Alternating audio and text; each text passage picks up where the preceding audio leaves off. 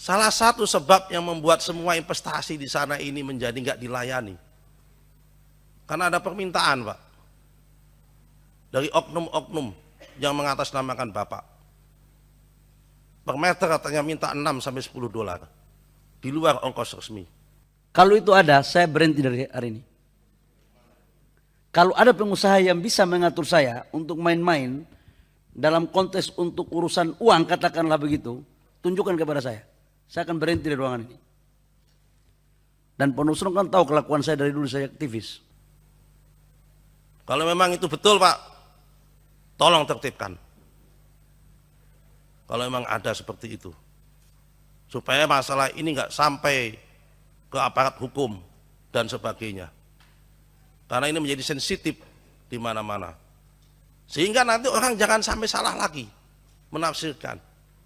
Jangan-jangan Rempang didahulukan 17.600 karena ada 6 sampai 10 dolar per meter kali 17.600 hektar. Wih, berapa itu, Bos? Yang lain sementara itu tidak diurus.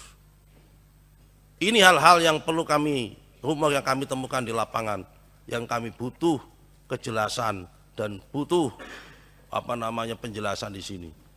Kami tidak menuduh, Pak.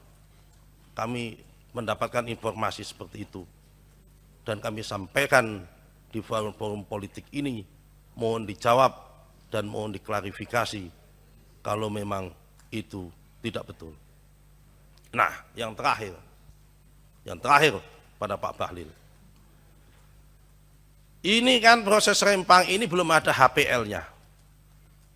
Karena BP Batam yang ternyata saya dulu menduga 600 hektar itu sudah ada HPL-nya. Ternyata waktu saya ke sana pun ternyata tidak ada HPL-nya. Menurut masyarakat.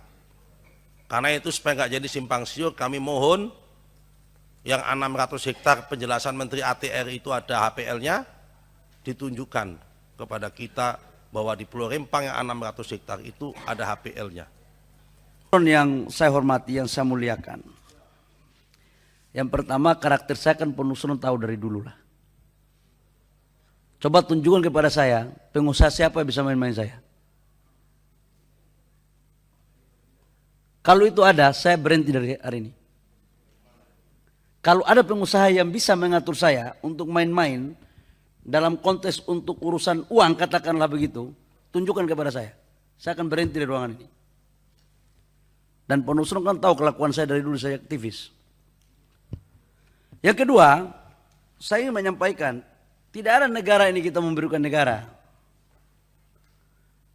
Satu hal Pak Nusron, 17.000 lebih hektar itu, 10.000 lebih itu hutang lindung. Sekali lagi, tadi saya sudah sampaikan, 10.000 lebih itu hutang lindung.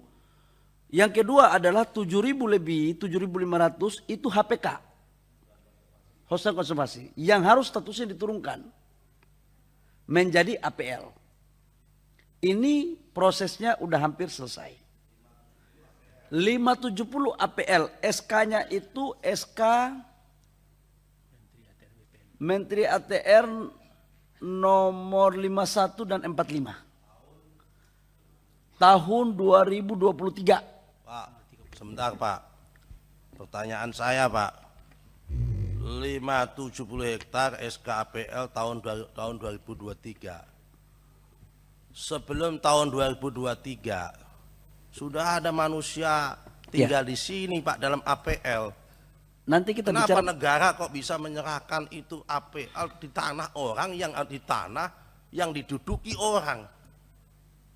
Ini kan persoalan Pak, ya, tanpa sepengetahuan mereka. pimpinan Padahal itu boleh, tanahnya tanah nenek moyang mereka Pak. pimpinan boleh saya lanjutkan dulu. Silakan. Habis ini baru kita masuk ke detailnya. Saya setuju itu Pak Nusron, nggak ada yang aku nggak setuju, aku setuju. Yang kedua, menyangkut dengan, ini menyangkut status dulu ya Pak Nusron ya, bahwa ada plus minusnya kita atur. Yang kedua, saya pikir apa yang disampaikan oleh Pak Nusron tadi itu menjadi introspeksi untuk kita semua. Sangat bagus sekali, tapi ada beberapa catatan Pak Nusron.